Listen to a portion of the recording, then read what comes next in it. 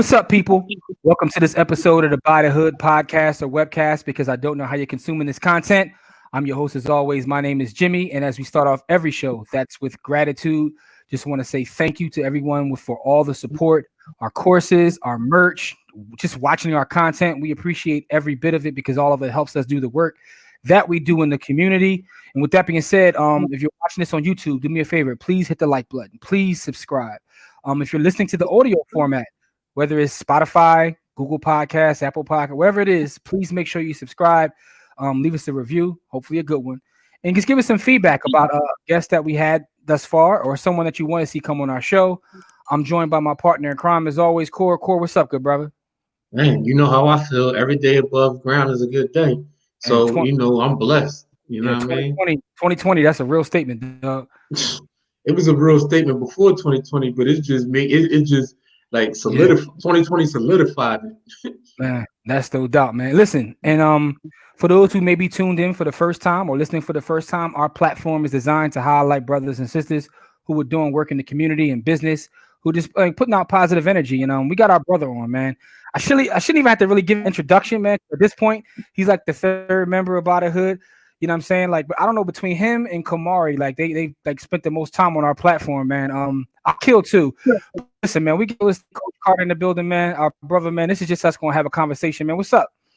Hey, what's up, man? I need my chain, man. I need my By the Hood chain. Yeah, we gotta get like a Rockefeller Rock chain. Simon Day, man. Yeah. You gotta get a red hat. We That's the chain. We brought you on for a lot of and not to mention Malik is like so this is 3-6 actually of the Black Wealth Project. We actually do a show that comes on YouTube and Facebook every Sunday called the Black Wealth Project with us three, as well as Kamari, as well as the Ivy Investor Courtney, and as well as Real Estate Tracy. So we got 3-6 to the Black Wealth Project here, but Malik's doing a lot of amazing stuff in the community as well as business right now. He's actually doing both. So you on your Nipsey joint right now. So we want to bring you on and talk about some of the projects you're working on because I think it's very powerful. But first things first, we don't have to give you like your whole backstory as we do with our other guests. If you guys want to see his background, that's on the last episode that he was on, which was I think like episode 11 or something like that. It was early on, 11 or 12, but yeah, somewhere around there. But the one thing I do want to say is that you've been doing a lot of different business. When we brought you on that time, you was 100%, real estate guy, man. Tell us about like the change from then to now, like in terms of your business. Hey, COVID. Listen, COVID has really changed everything for me, man. It's like with the mandate to sit down and not move. I mean, really, even to this day, it's like since March, I don't think I have a full month of work in. Like I've been sitting down, watching these kids most of the time and not working, right? Watching everybody else scrambling. I can't wait till they open back up, but I didn't have that, and so, but listen, the first 2 weeks of COVID, I watched TV. I did absolutely nothing. I got super bored. And then it exposed me, made me realize that money is still being made and I'm not getting it except for rental income. And so I decided to change that. I started writing a movie script. I started writing a book. I started writing like a comedy album. There's all these little passion projects that I was doing. And then I was like, okay, let me learn stocks. Let me learn, some media content. And, thanks to y'all, some other people, I really it really exposed me to a lot and opened me up, so now I'm definitely on my stock journey, and it feels good to be in that space. And I decided to teach also, so I have some things coming out where I'm teaching. I'm already transparent on social media, but it's one thing to get sound bites from here or there from 4 or 5 years ago. So now I'm gonna just bring everything together on my knowledge and like really give it out in one big bite so people can get it all at one time and understand where I'm at in my lifestyle and how I'm able to sit for 9 months. And I probably got another 9 months to go before I actually have to get out here in these streets and work again. That's dope, man. Let me ask you this though. Is someone coming from strictly real estate and learning about the stock market, What was the biggest like surprise to you? Because I know a lot of real estate people have been having this argument for years about real estate versus stock. And I've always been in the middle, like, yo, do both, do both, do both. And I hear it from both. So because I say that, both sides cusses me out. But as a real estate guy who's learning the stock game, what was like the biggest surprise or the biggest like eye opener for you? The fact that the money, you don't have to wait till you die to get some money, right? So most people think investing in stock, they put some money in now, they have to wait, 10, 20, 30 years, and then to make a profit. But some of the things that you guys taught me, some of the things we learned on the way, I could take money out of the market every week. Yeah. That was it. Yeah, I think that's important. So, Corey, you can say something, Corey? No, I mean, that's just an amazing, transformation, to go from sitting down and not doing nothing to just, all right, let me learn all of these things, let me do all of these passion projects. Because I know some people who ain't get off their ass at all and just, just sat through it, didn't improve their situation and didn't do anything to, to switch up, So they went right back to doing whatever they was doing right before right before COVID. So, that right there, that's amazing right there. Yeah, let me ask both you guys a question, right?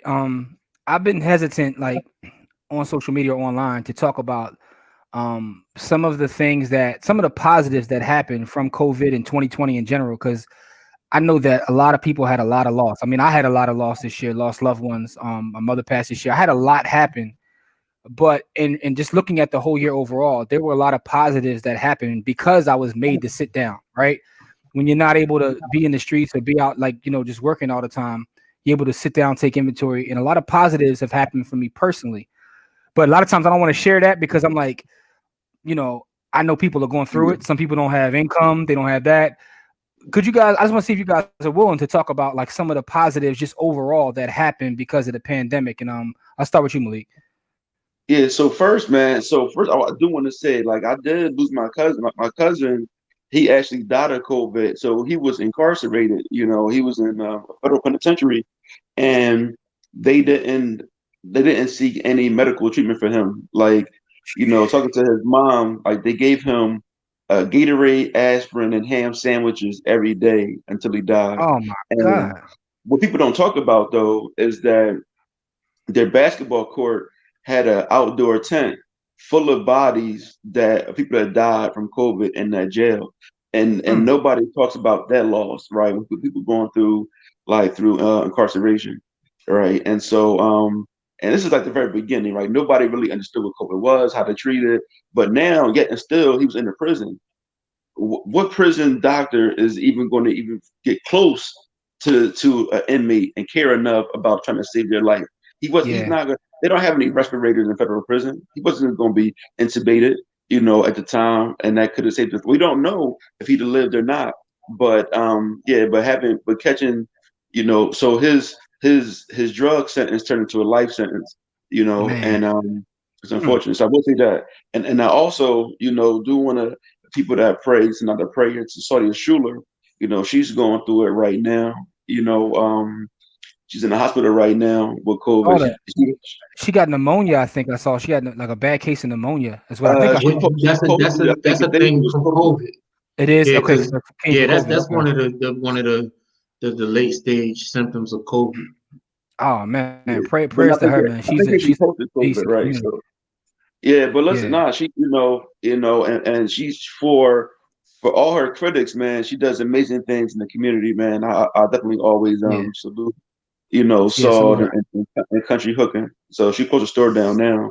And so while she fighting, so rest up, Salt, we need you in these streets. Yeah, But not seriously though, it's like that's the tough part about it. But for me to have to actually like sit down and look at myself and look at my business and look at my life, like, quite honestly, I'm like, is living in this West Philly row house, how I really want to spend the rest of my life. Like my intent was to move back down the street to my other row house that I bought that's having mortgage on, my tenants pay it, but my goal is my original intent is like once my kids are older and away to move back to that house, not that West Philly Road.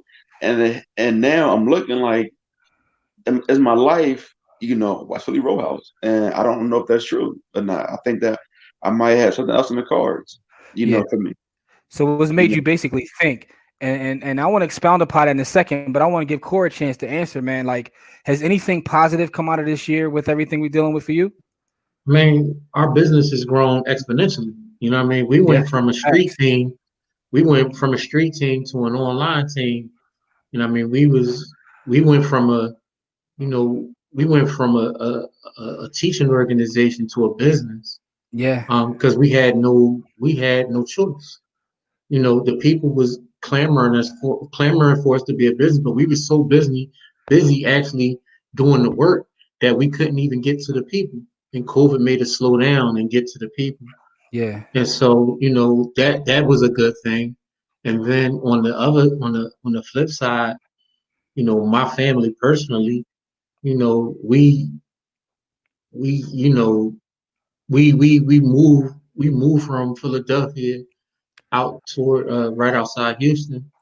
And so, we went from living with the hustle and bustle of the city to where my son's is on a 10-acre ranch right now. And then until we get our permanent crib out there, we own the family property out there. Um, I'm back in the city, but my family, my wife is working on that while I'm up here working on some business projects. Mhm. And so I'm able to do a lot more um, because I was able to rearrange my life because everybody had to slow down with me. You know what I mean? So when I slowed down, it wasn't like I slowed down and everybody around me was moving a million miles an hour. I slowed down and the world slowed down with me. So I got a chance to see things clearer. So when it was time to take my shot and make my move, I could just go because I understood exactly where I needed to go. I had the time to think and the ability to go ahead and do and act on whatever I was thinking about. Um, and so that kind of life changing stuff. I actually got to see my family more during the COVID than I Yeah. did before because I used to visit my pop like 5 times a year, and then when I started having my own family, that became kind of burdensome with a bunch of kids trying to see my pop. But I seen my pop 6 times this year in 2020. I haven't seen my pop 6 times since I was like 10. So I mean, Yeah, that's a seriously. positive. No, that's a positive. It's definitely a positive, man. And for the folks out there listening or watching, I'll be interested to see, like, hit us up online and on any platform. Let us know has anything positive come out of this crazy year that we're living in, because these are the kind of stories I want to hear and also share. Um, Malik, you brought up something that I want to really talk about, right? Because me and you have had this conversation offline, and we're kind of in a similar spot, but for different reasons, right? So I don't have any kids, but you have a son that's growing, and you have two boys, but you have one that's like getting a little bit older. And I kind of talked to you about like living in the hood, right? So I moved out and then came back, and for me, it was a decision I made based upon the fact of like thinking about the community, trying to like stay in the community with my people, help my people, and all that. But it's a constant struggle of feeling like I could afford to go here. Why not go here? It's like a constant fight that I have with myself. And I know that you share that because you shared it with me. But your reason was because you worried about your son. My reason is like, it's to be completely honest, it's like a fight that I have with myself about sometimes like you care more for people than they care for you, and you try to do things, and so it's a fight. But I understand that as a people, we're damaged people. But and someone has to help. Like you can't, everybody just can't run away. Like our best and brightest can't always just get up and leave, which is what kind of the impetus behind the whole buy the hood movement. But it is a struggle though.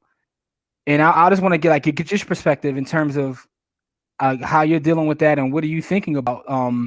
Because you're going through the same thing. Like you're from West Philly, you want to stay there, and you have roots and help the community, but you also have a different level of worry because of your son. So talk to me a little bit about that. Yeah, so of course, me growing up, from I was taking the but my parents split. My dad was still on 33rd Street in West Philly. West Philly, not at the north side, West Philly side, 33rd Spring Garden, right there in that corner. And then my mom at 54th Street. And so when I'm in fourth grade, I'm 9, 10 years old, I'm taking the bus back and forth. I wouldn't get on the L, but I would jump into 31 and 52 or 42, whatever it was, to get up here, or maybe had to walk through, at that time it was Black Oak Park, which is now Malcolm X Park, and we would have to worry about getting like jumped and robbed. But like the level of weaponry these kids have, and without going too far off past, I don't know if anybody paying attention to, you know, to really drill rap anything, but so King Von was murdered in Atlanta a few days ago, right? And so I never heard of his music, never heard of him until that time period.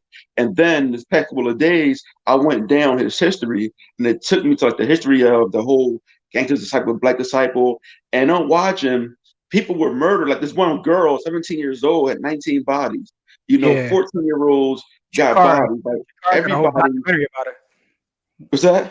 Her name is Chikara. I seen a whole documentary about it. So yeah, I'm familiar with all that. Yeah, I mean, and so to watch the level of weaponry that these 13, 14-year-old kids have access to, like blows my mind. Like if somebody had a gun, that was a big deal. It was guns in the streets. But if you was a teenager, like your brother was in like the JBM or Deli Boys, they might have had a gun, or just in the streets in general, they might have had a gun. It was an old rusty 38 or something like that. Think about the movie Juice. The whole movie Juice is based upon them getting that little dumbass revolver. Like that's nothing. Right. 2020 is like, yo, what is that? Like that's nothing in 2020. But I'm not gonna lie, that wasn't my childhood. So, but I understand what you're talking about. Right. Your child, but right, let me ask you this, right? So people had guns, right? Did everybody where I'm from, everybody had guns. Every single person. It's still different, Court. Yo, these kids are walking around with rocket launchers in 2020, and that's not hyperbole or an exaggeration. Like I can show you, nobody had a rocket launcher, but everybody where I'm from had a gun. So it's not. This is not foreign. This is not foreign to me. That's all I'm saying. It's not. It's not normal that it shouldn't happen, but it's not foreign. Mm-hmm. But it's not normal. It shouldn't happen, but it's not foreign. Cats be 12 and 13. Cats be 12 and 13 now with like 10 bodies. Like that's not normal. I ain't know nobody. I ain't know nobody with that many bodies as a youth. But I'm, not no 10 and 12-year-olds. But I'm just saying, man. Like this is what it's reminding me of is the late 80s, early 90s. When bodies was just dropping everywhere and the crime rate, like it was 500 people, 600 people a year getting killed in Philadelphia. Here's the thing. Statistically speaking, the worst of times was even past that. I was looking at the data, and it was like 1,000 murders or something. Like it was in the 90s. I think the late 90s may have been. But so statistically speaking, but it's still different because, for one, it's the access to information, and also it's like. When bodies were dropping back then in Philadelphia, a lot of times it was criminals killing other criminals. It wasn't as many like just random folks getting hit for no reason. Like, you know what I'm saying? I put up a post the other day. I was like, yo, the Citizen app, right? I probably should delete it for my mental health, but it's also like the most entertaining app on my phone. and I was joking when I said it, but I wasn't joking because it's like all kinds of craziness. And it's not even just the shootings and stuff like, the woman walking down the street with the pots and oh God, anybody got the Citizens app? You know what I'm talking about? Some of the craziness you see on there, and then cats recording video. But it's a little different. But with that being said, though, like, what's the struggle as someone who wants to do work in the community, someone who wants to build a business, but you also know that because of what you've already built, you have the ability to leave. Because here's what I will say, and I'll let the floor, Malik. When you're the only one that's staying, it makes it difficult, right? So I know a lot of people that come from where I come from that are successful, but they all leave. Everybody, like they can't wait, because when you think about it, since you're a child, you're taught like you gotta, get away from here. You're taught that success means leaving your community, which is kind of crazy, but that's what you're. So as someone like I want to change that. Say, I'm gonna make it. I'm gonna get out. Or they say I'm gonna make it. I'm gonna get out, right? But when you talk about me. Like my son, he'll be 9 in March, so he's entering the age of being a threat. Like he's a perceived threat, not by not only just by the people, but by the police, or everybody else. He's a perceived threat, And even though Black Oak Park, Malcolm X Park, was very damp back then, heroin needles, everything else, I still felt safe in that space, when I'm going through that park, and same thing with Cedar Park. But at this age, But like I said, my worst worry was getting jumped or or getting beat up and robbed. Like that was my worst worry. It wasn't somebody killing me. And like so my son had to think like at what age my son is let's see, not in March. At what age do I feel comfortable with my son going to the park by himself? And it ain't 10 years old like I was. It's just not that anymore. And so for that reason, like so I'm not leaving to abandon the community for something else. It's just that when I started thinking about, my quality of life and the noise pollution and the safety and everything else, if I didn't have kids, 100%, I would stay, no problem. And even still, I still may stay, but it's just, how do I make sure my son is street smart without him risking his life? And then there's also the appeal of the street. Even though my son, if my son get into the street at this point, it'll be unauthentic, because a lot of people is out there out of necessity, not out of want, per se. Mm-hmm. And so there's always that thing with my son. He might have friends that hang out at the Chinese store, right? And then he's like, you know what? I'm here with them all day long. I might as well get a pack. It's like you got to think like all of these things, man. It's a lot, And then is my son gonna be, banging on Instagram if he's gonna say something crazy? Or y'all dudes up 54th Street, y'all ain't this. We gonna pull up then. I'm saying it could be that. It could be next thing he getting shot. Over Instagram post. No, it's way different, right? Man, it was crazy, right? I was watching one documentary once again about Chicago. They were in there arguing on Twitter and on Instagram about who got more bodies. Or I got more bodies and more temps than you. I'm like, wait a minute, like this is a Yeah. whole different scenario. You went Like On you went social down that media though, that's dog. You crazy. went Like, you went down that rabbit hole. I've been down that rabbit hole because I know all these documentaries you're talking about. It also is further proof that I spend way too much time on YouTube. Though I say that every time we do a video, like I'm on YouTube. Like if the people know how much I watch YouTube, they say, "Yo, something's wrong with you." But I mean, those are all excellent points, man. It's something we got to think about. But I think that we talk about gentrification, but we don't talk a lot about re-gentrification. If there were more people that have skill sets and abilities and businesses and cared, if we all could somehow move into the same neighborhood, right? yeah, I But mean, so we talked about that. But only thing with me, honestly, it wouldn't matter, right? Even if this was an affluent, upperly mobile, black neighborhood, or even if it was safer, honestly, I probably would still go because at this point, I want some dirt. I've been practicing growing stuff in my backyard. I want that life, man. I want to look like, little farm, like if a farm in the city, something like that. I just need like a, 3/4 of an acre, nothing crazy, but something I can't get here, yeah, and I want to, different things I want to do and what my life looks like. I can't do here. So I was looking up, between Durham, people know I was in Durham, I was looking up Charlotte, I was looking up Atlanta, looking up Ghana. Like those are like my number, my top places that I'm considering moving to. But a lot of different variables. But no, I do agree with you. I think the best of us should 100% stay, but at the same time, you gotta. It's a very delicate balance. My son was younger, cool. My son outside in these streets by himself, I don't know. yeah, my wife made me move out the hood, like, because I moved back. We had some family properties. We was living, in the family properties and not really, we was able to stack a bunch of money, but my wife didn't want my son to see that amount of violence, not even mhm, partake in it. She didn't even want him to see it because it becomes traumatic. And she didn't yeah, want, we work in special education and we see the responses to that kind of trauma. And my wife was like, we got to get out of here. You know what I mean? Like, because my son wasn't picking it up because, we knew how to shelter him from it or whatever. But there's some things that we couldn't shelter him from. You know what I yeah, mean? Like, I'm getting into arguments with people because they selling dope a half of, like 10 feet from my house.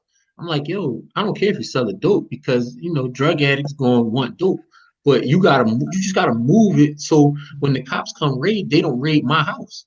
You know what I mean? Like I'm not one of them people who talk about drug dealers and all of that kind of stuff. I don't like the disrespect.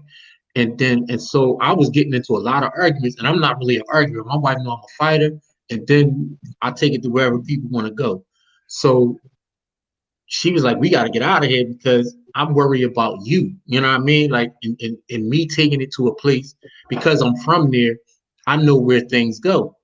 And so she was like, she was like, you got too much going to get caught in this. Like, why? Why are you doing this? Like, there's no reason for you to be doing this.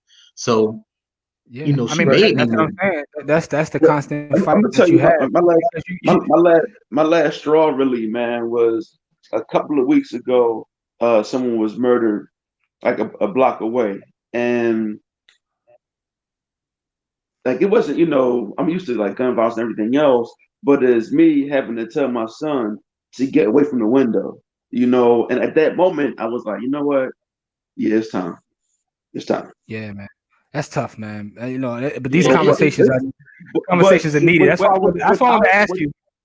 listen, listen, if we cut the gun violence down by 30%, like not just saying no gun violence, if you cut it down by 30%, you're gonna gentrification will be solved because you won't have everybody trying to pile into the so-called safe neighborhoods. They can spread out. I mean, by just 30%. It's not even the crazy part is, right, there was an article, and they were talking about that like 80% of the gun violence is committed by 2% of people, and the same people over and over again. And yeah, so exactly. it's not even a That's, bunch of people doing it. It's but what's it's the even more same crazy? cycle of people. As someone who looks at data, I saw a study that was done. And I think it was in the Inquirer, but they did a study on the violence in Philadelphia and the poverty. So they had the maps drawn and they like laid them on top of And each other, overlaid, you might and as it well fit just like a glove. one map.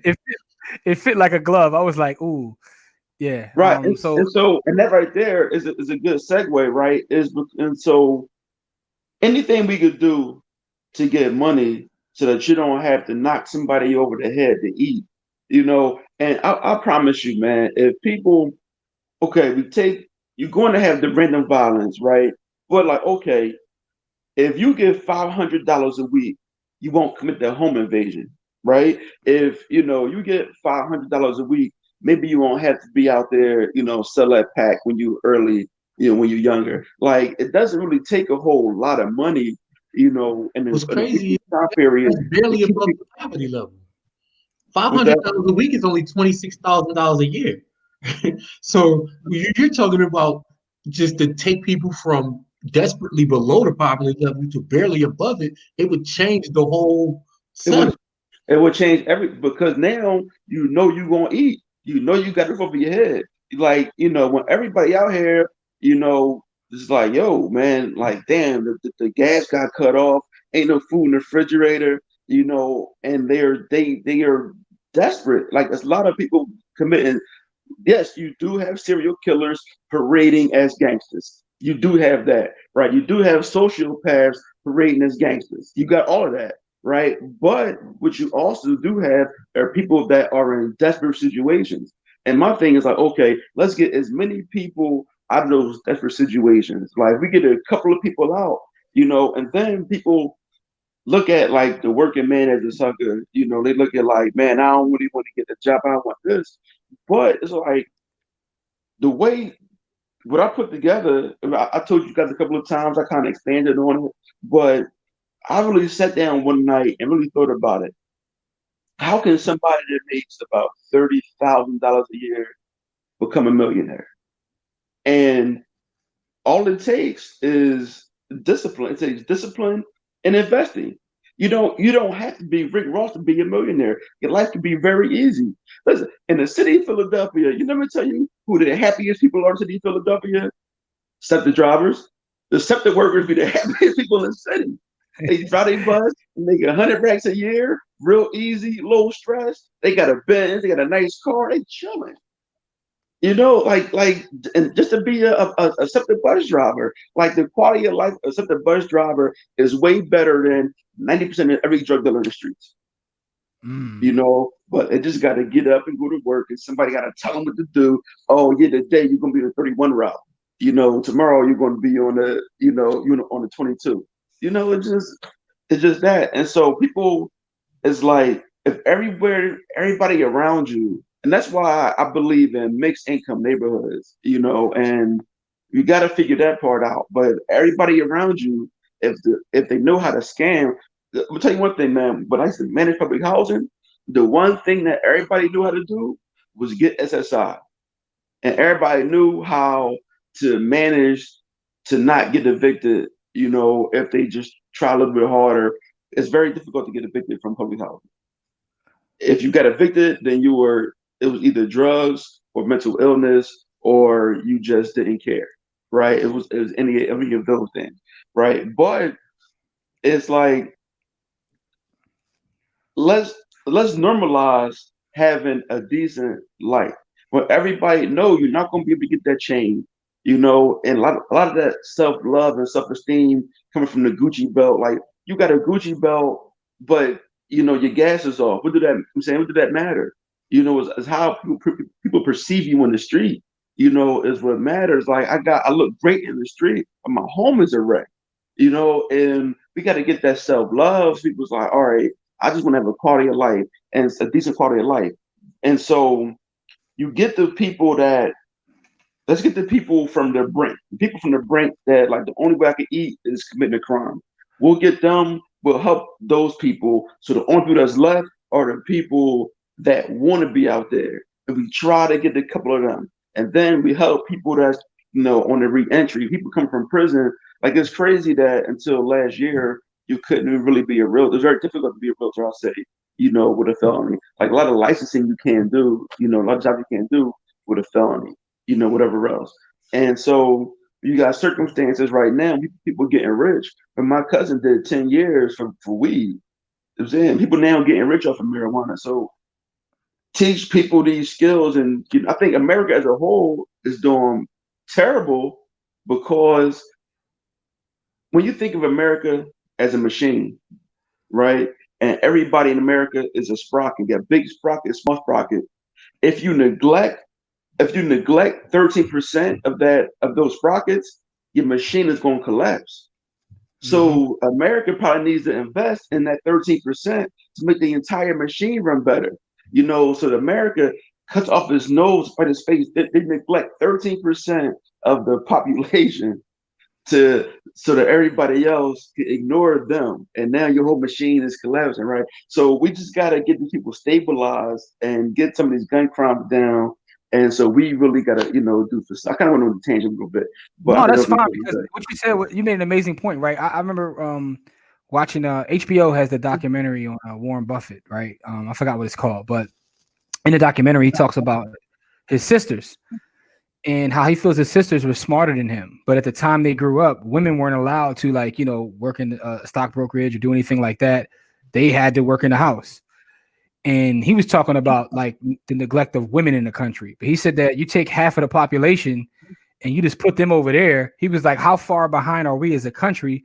Because we're taking away like half of our brains and not really investing in them, because they're just supposed to be sitting in, at home in the kitchen.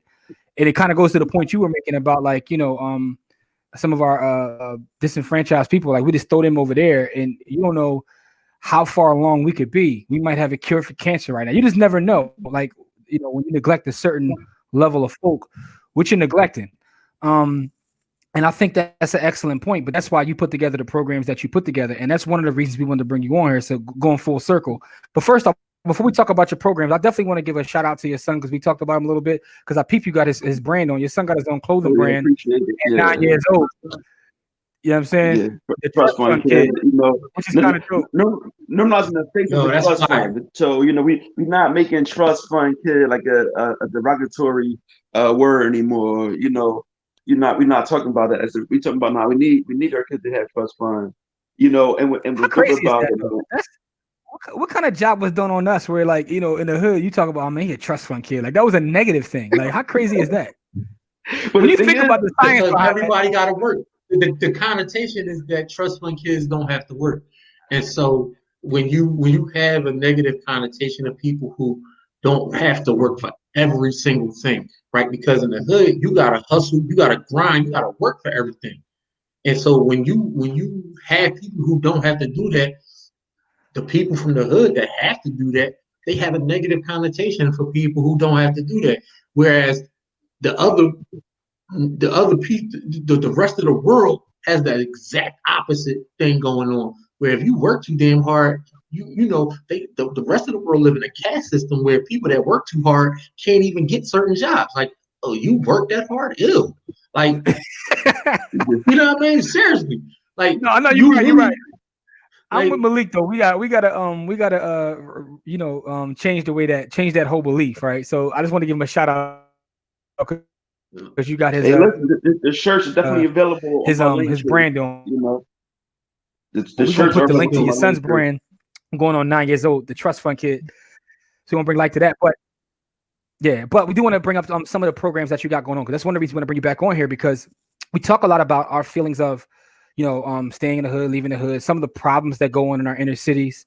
And you're one of the people just like us who say, look, instead of just complaining about it and writing statuses and thinking you're actually doing something by putting a tweet out, you want to actually take action.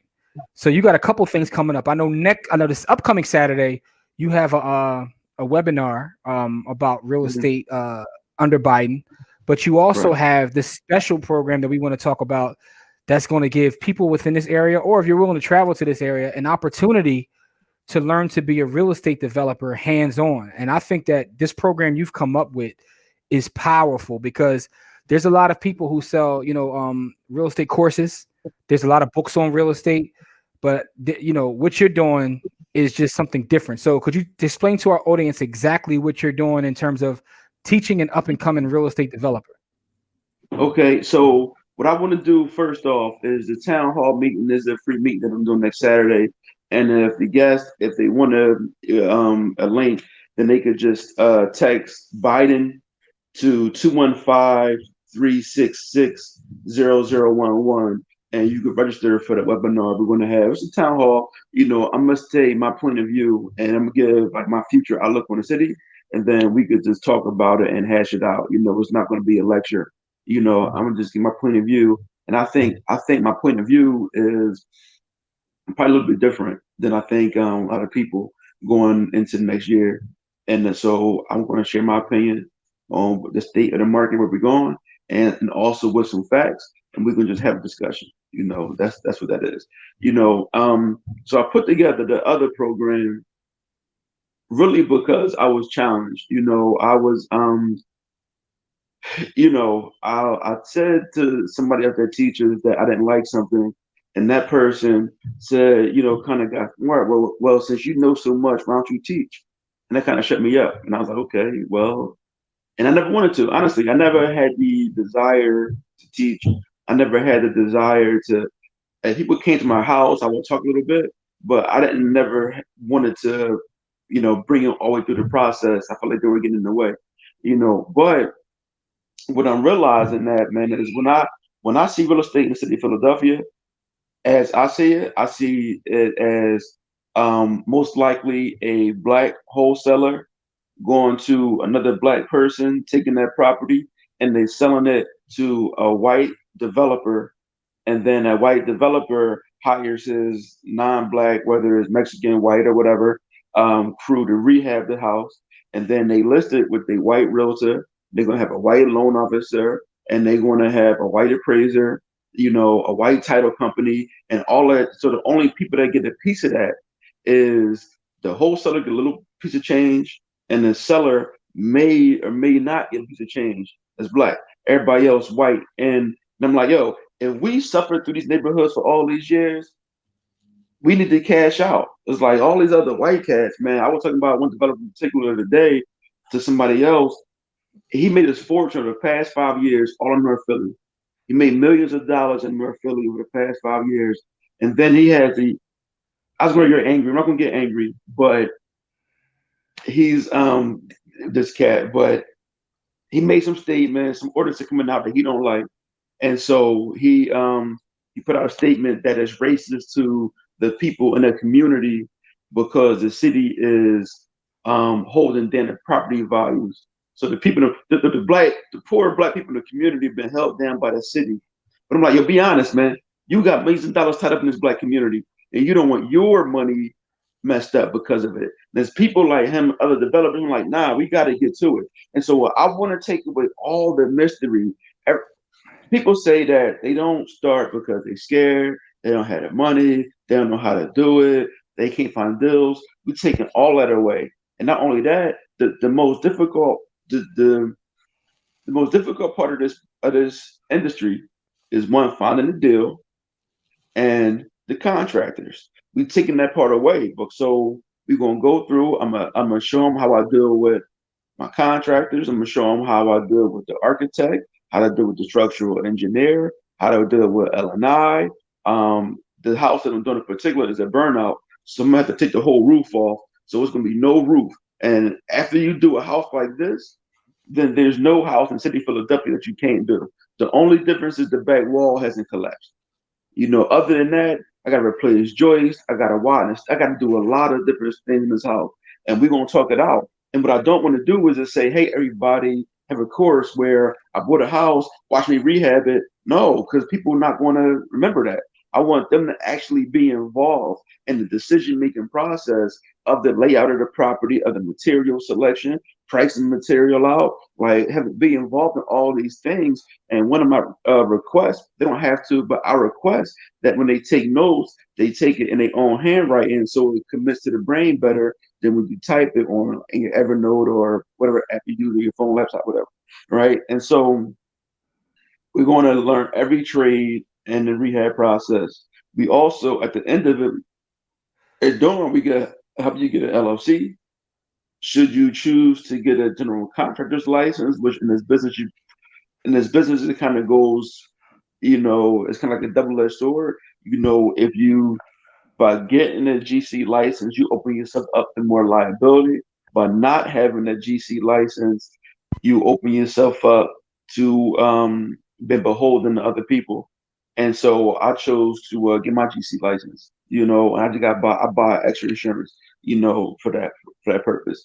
Um, and then another hindrance is the financing. Well, I'm going to introduce everybody to the lenders that I use. Like personally, we're going to have a whole class, and I'm going to bring the lender to talk to them. So you actually, if they sign up for this program, they're going to get all your connects. Like they're going to get all your connects as well as being able to make a decision on this property.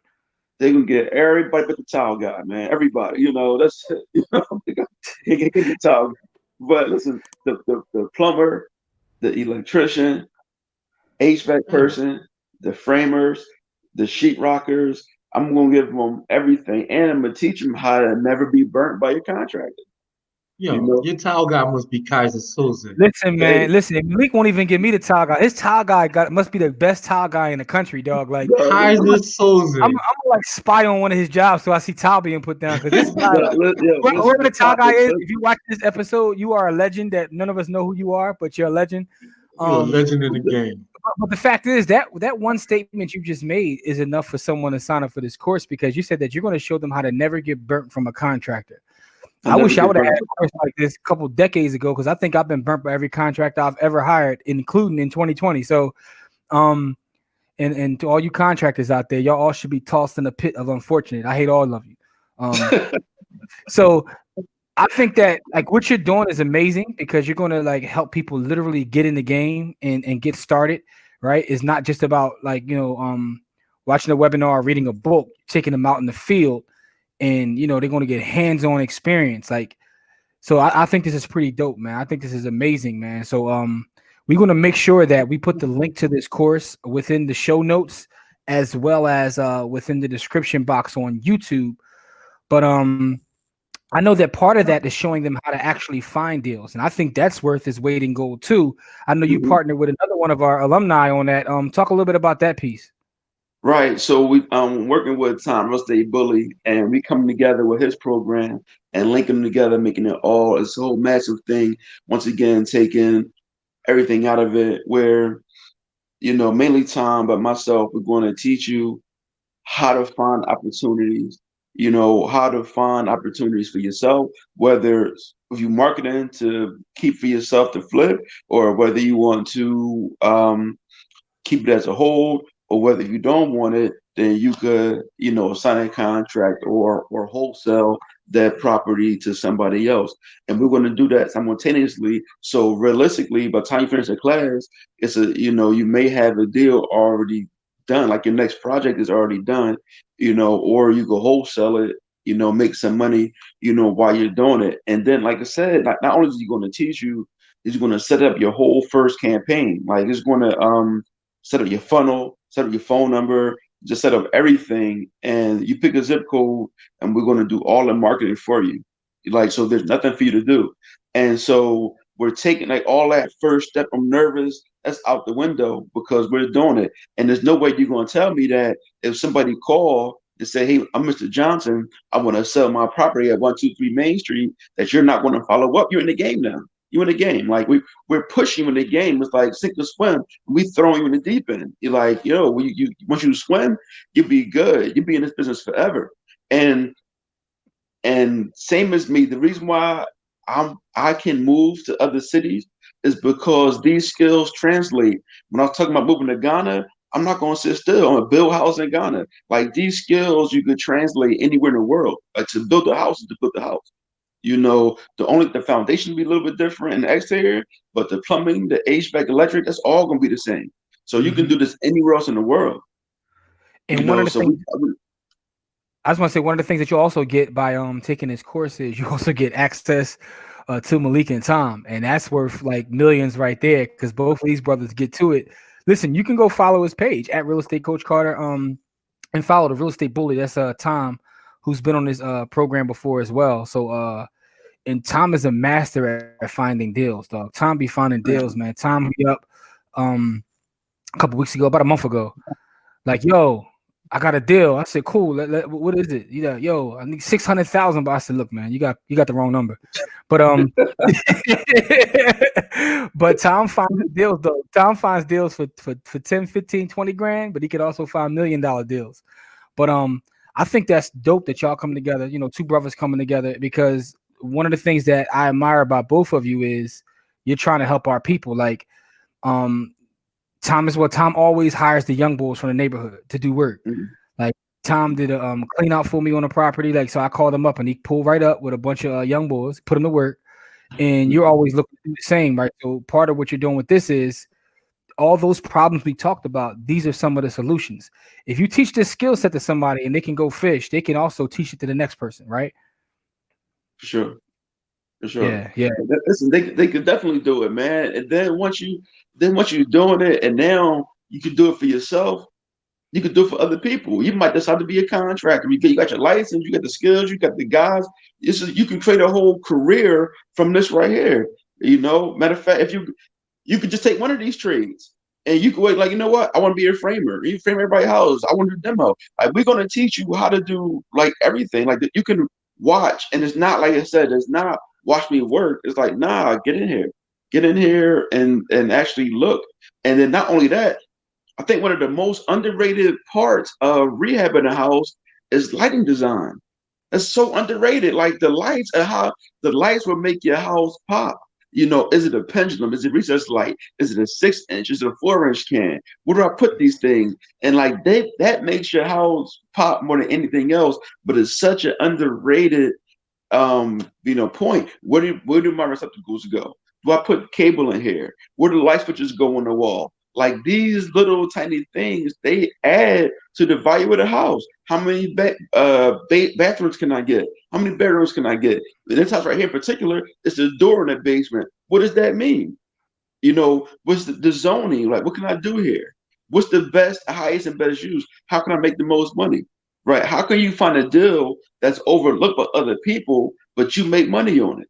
It's like all of these things are like, are hugely important. When I started, my dad was in construction, but my dad was a cash dude. He couldn't tell me about finance, and like he didn't tell me about. He had rental properties, So when I started into flipping, I paid my dues. I paid a lot of money and mistakes. Matter of fact, the first house I tried to flip, I still own it. I couldn't sell it. I still own that house.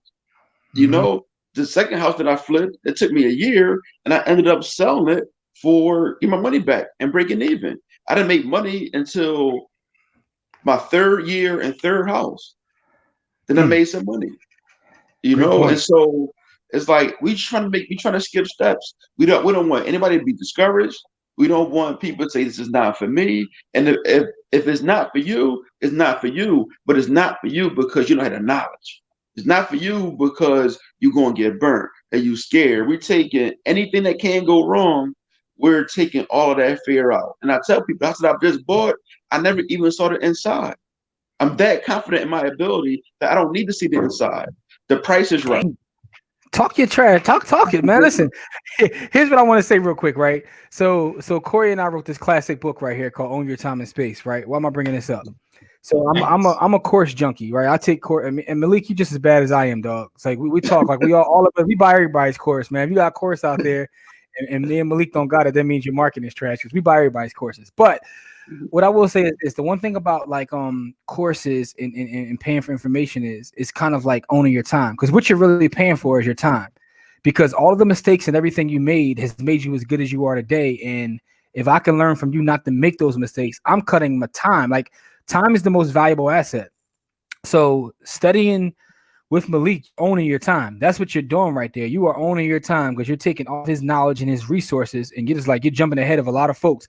There's going to be folks out there who are already in the business in the middle of flips or not knowing what to do that you're going to just jump right past them.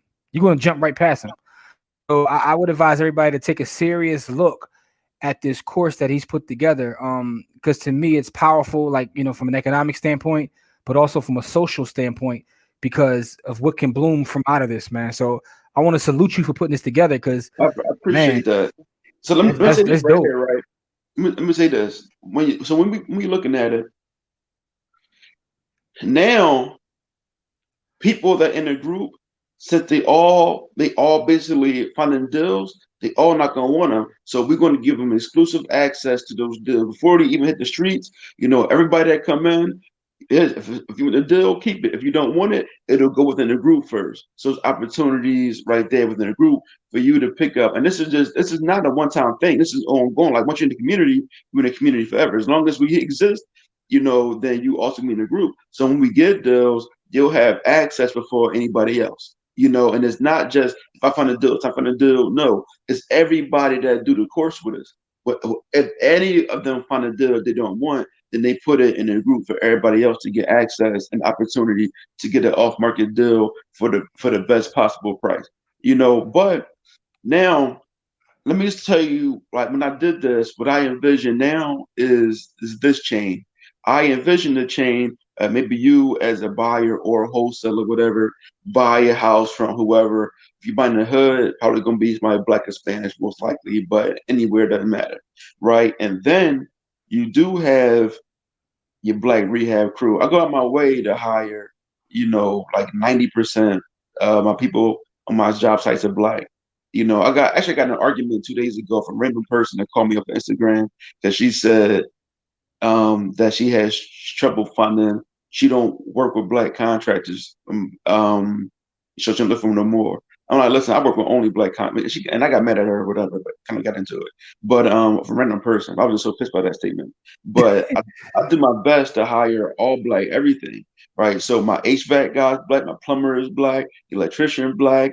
The framer is Afro Latino. My sheetrockers, I don't know where they are definitely Latino. I don't know why I can't find like an amazing Black sheetrock crew. I have not found that yet.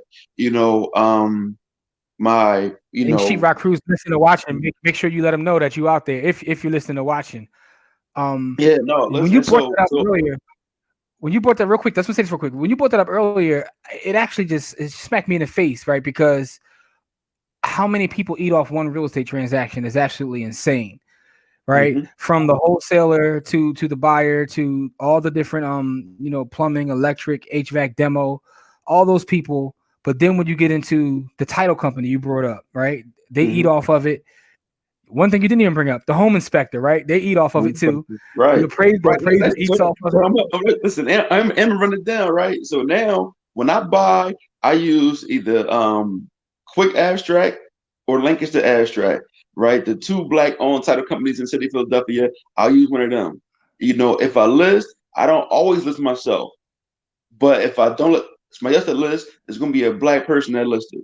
On the other side, it may not be a black realtor. Hopefully it is, right? But like if my clients, they're gonna have a black lender, at least a black loan officer, right? A black like Corwin is gonna be the inspector more than likely, a black home inspection company.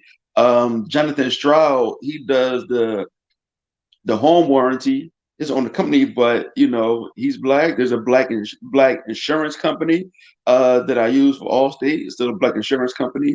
I know Carla Ely and the boy Jason. They do my builder's risk policies. And everybody black is now eating off these projects, and we go all that circle. Everybody can get money, and that's my vision for doing this. Is like, okay, this young boy on the street. Let me show him that he can make more money as a plumber than he can in the street. Like 40 black people eat off one project. like exactly. But if we don't own the projects, we don't do the deals, we can't hire each other.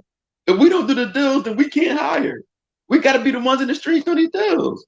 Yeah, we have to. What you saying is what you doing is saying is revolutionary, man. A lot of times people think about things that are revolutionary. They think about marching and all that kind of stuff. But when you help someone, you just hired 40 black people, and you just hired 40 black people. What's more revolutionary than that? That to me, so if anybody listening, right? If you're a good painter, if you're a good painter, come through. I'll help you set up your LLC, and now you got your paint company. You can do all my jobs. I don't have a paint contractor. I got some guys that paint. That ain't the same as a painter, right? I need a. Got you. If you a good painter, I might got somebody for you, Malik. Listen, whoever, if you're listening and if you have a good, skills, if you're a painter or someone that's a painter, get in contact with us, man. Because what he's talking about building is like how I envision like our entire operation, which is it's powernomics. It's doing business amongst each other, right? And there's nothing wrong with that, right? One of the things I feel like us as a community, like we look down on like nepotism. It's weird. I see like folks, fathers or something, work their entire lives to put them in position. They say, I want to do it myself. I'm like, yeah, all right. I'm trying to skip this line. Pops put in his work so you can skip this line. So skip this line. But what you're talking about is dope, man. I think that's real revolutionary what you're trying to put together, man. So folks, really take a look at what he's putting together and check it out. It might be for you, like, because this is something that you can take to your community, put your family down with, and everybody can eat. You know what I'm saying? Listen, everybody can eat, man, and then also if you have a kid, male or female, in the house and they're not sure about if they want to go to college or not, my HVAC dude, he's only 20 years old. He's a 20-year-old high school dropout. He's going to be a millionaire in the next 2 years. Fact. He told me the other day he got 19 jobs right now. You know what I'm saying? And he's 20 years old, black kid, high school dropout, owns the company, got 19 jobs. And out of those 19 jobs, I paid him, my jobs alone, I think I paid him just under $30,000. And just my jobs alone. Like over the 3 jobs I got right now, I paid him like labor and material still. But he got 19 of them, 20 dropout. I'm saying, and he hired other black young boys. He taught them, and they work for him. And he's 20. That's man. That's what I'm saying. Amazing. That's what I'm saying. You need to get him in touch. See if he can. We got to get him on that. But see, this is what I'm talking about. This is why when I saw what you were doing, I hit you up like, yo, Malik, you gotta come. We gotta talk about that because this isn't like your normal run of the mill thing. What you're giving people is an opportunity, but you're showing them how they can help other people eat. And that's life changing, man. That's a life changing thing. So, one of the things about owning the hood is that you have to own the businesses in the hood. Not only do you have to own the property, but you have to own the businesses. right? And so when you giving all of those people an opportunity to eat, that's how you stop gentrification, right? That's how you get in re-gentrification. You help the people that's there eat, and then those people will be able to help people eat, and then that's the cycle that we want to continue. We talk about all of the negative cycles, but you're starting as a positive cycle. And also, what I want to say is, as bad as I talk about contractors, I'm not the only one, because I've talked to other investors and we sit around and bash you contractors all day long. And that also shows me that there's an opening for someone who is serious about their business, who takes pride in their craft, to kind of kill it. I could probably name 10 other investors right now that are looking for an amazing GC, and they might come out of your course. And what I'm telling you right now, man, is that the problem is GCs are human, and what I deal with addiction with GCs, as far alcohol and drugs, women problems, want to go through divorce, so they got mental issues, not like really being an artist and a craftsman and they work, but not understanding how to run the business. Sometimes they get locked up. They have guys that quit, so they have to deal with a whole lot in the mix. And so I understand that. So I kind of cut them like a little slack. But what I do understand is that we like all of our kids either went to college or jail, and so we got to get them back on that trade. We got to get more tradesmen out here. I'm telling you, like any no trade. If you're a framer, if you're a sheep, you can get rich out here. And the thing is, it doesn't. With a good GC is somebody that show up when they say they're gonna show up, and they done when they say they're going done, and the work look pretty good. You don't have to be spectacular. If you just get done you're supposed to, and you're just a mediocre person, you're gonna get all the work. That's a fact. That's a fact. Time, because again, your time is more important than anything else, right? You can like finish within a certain time, you're gonna make a lot of money out here. And here's what another thing I'll say about it is this, right? So we're gonna make sure you hit the link within the description of this actual episode to sign up for this course. And if you go through By the Hood to sign up for Malik's course, what we'll do is we'll throw in 2 of our courses as well, because we're trying to help the people build wealth. So if you sign up for Malik's course through us, we're also going to give you the intro to the stock market and also our stock market analysis course. So that's another, couple $100 in value right there. We'll just give it to you.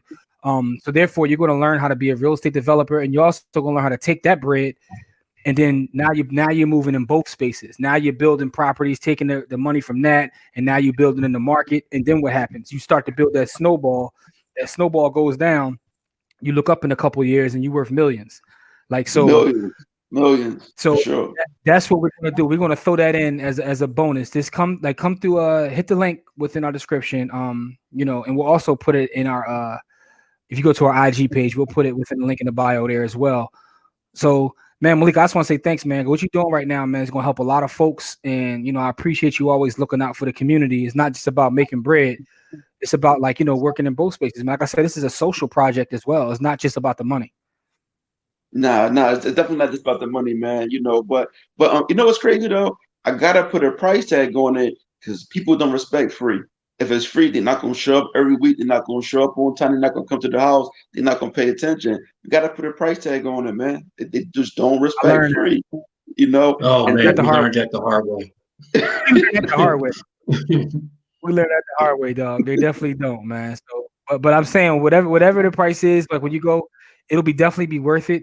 And let us know how you feel about it. Like, give us some feedback. But make sure you take a look at what he's got going on, because if it's not you, if you know someone who's looking to become an investor, developer, make sure you put them down with this episode. And like I said, that what we're talking about goes for everybody. We'll give you both of our stock market courses as well. And I do want to say this before we get out of here. This will be out Wednesday. Within this same week, we are dropping the intro to the precious metals course, because now we're bringing people full circle, right? We got the real estate, we got the stocks. Now we're going to bring precious metals. So we're trying to build well-rounded investors, diversified investors who are making money all over the place. That is our ultimate goal. In that course, I feel like a rapper, like, yo, that's like my best body of work. You know what I'm saying? Like I put my heart and soul. You know how they say when the album come out? Yeah. I put my heart and soul in. I put everything in it. I pour my heart and soul, man. That's my best body of work. But no, it's definitely a fire course. And it'll be 50% off between now and the end of the year. But after that, the price of a brick is going up. So I'm letting you know right now, if you don't buy before the end of the year, you're playing yourself, and you're doing a disservice to your family and your community. But with that being said, though, listen, Malik, man, anything else you want to say to our folks before we get out of here? You got the webinar coming up this Saturday. We'll put a link to that in there as well. Kind of like your State of the Union. Malik out here, like, getting this presidential thing on. Yeah, Malik St. Patrick. Right. Now, listen, so I will say, I also have my course in there that I didn't even market it my first time, even mentioning anything about it. It's a different one. It's called 6 Steps to 7 Figures. And that's the path that I took. I could show somebody how to make about from $30,000, how they can really, by the time they're 45, they never got to work again and retire. Well, they have hundreds of thousands of dollars, and make 6 figures a year by the time they're 45, making about 30 grand a year. And so I break that down in there, easily digestible chunks, and that's going to be in there. And I'll have a Buy the Hood discount code, in there for people that want to grab that. But the last thing I will say about this program is really about vision. And a lot of the time, like, our areas and our properties are undervalued, and they're dilapidated and they're cheap, right? But what does it look like if we have like a lot of newer or developers in general come into a neighborhood, and we make the neighborhood, we don't displace anybody. We just fill up, we just rehab the vacant properties. Anybody that's there, cool, you stay. But all those shells and burnouts, those get rehabbed, right? And that builds a community. You bringing people in. You need a population to support the businesses that are on the commercial corridors, right? And so if we all descended on an area that nobody's even looking at, we getting it for cheap, we building it up, and everybody get rich together. That's another one of the things I like to do, man. That's So right. that's That's one of one. your brands. Or Rich Together, man. That's what it's about, Together. man. Also, man, make sure you guys go check out his son's brand, man. Trust Fund Kid. I think that's pretty dope, man. Yeah, Support the young brother, man. Support the young brother, man. Court, before we got anything you want to say, good brother? Man, Malik started this year getting people 1,000 jobs, and now he's actually putting people in position to get those jobs. So, I mean, he's had some crazy, things go on this year, and he's really putting people in position to go get this cheddar. So when when we say he the third leg of the Buy the Hood, like that's really what it's about, like putting people in position to do whatever it is they need to do, so that they can, we can reduce. There's a lot of ways to reduce violence, and there's a lot of ways to get people cake. And what Malik has done this year has been amazing. So salute to you, Malik. I appreciate that. I really do appreciate that. Absolutely, man. And for the folks out there, please make sure that you listen to this episode. If you have any recommendations for us in terms of like any of those contractors or painters or whatever, let us know. If you want more information, you can reach out to Malik. You see his at name is right there. But we'll also put his contact info within the description, and you can hit us up and ask us any question as well. And like I said, for those that come through us from Malik's course, we're going to throw in this both of our stock market courses to get you started in that space as well. So you become a well-rounded investor. Listen, if you can master how to develop property, right, get money in real estate, and then take a portion of your proceeds and put it in the market, listen, man, that's what the wealthy do. That's what the wealthy do. You don't believe me? Just pick up the Forbes magazine. Like, you'll see money within the real estate and buying land. You're not going to see nobody in from a Susu or MLM inside the Forbes magazine unless they own a company. All right. So it's an Amway, right? Amway. The owners of the company, right? That's really via the stock market. That's not necessarily, building their downline, right? Oh, I mean, I guess you could say but my point is, a lot of times we overcomplicate things, right? And what I mean by that is, you see what people that have money are doing and you go do that. That's really simple, right? and that's real estate and owning companies, right? It's owning assets, ownership. You know what I'm saying? You move, and then you move from ownership to control. But that's like next level. We're not talking about that yet. So please share this episode, give us feedback, follow everything that Malik has going on, follow everything we got going on. Just want to say Go thank see you him for on all your Saturday. and go see him on Saturday Yeah, as he gives his State of the Union. You know what I'm saying? As he gives the State of the Union, you're gonna be suited and booted and everything, man. Like you a full State of the Union. Okay, let's making sure. All right, y'all, man. So listen, please leave us feedback, man. We appreciate y'all for all the support. And as we always say, it's not about how much money you make, it's about how much you keep. Game elevates, and we'll see y'all in the next episode. Peace.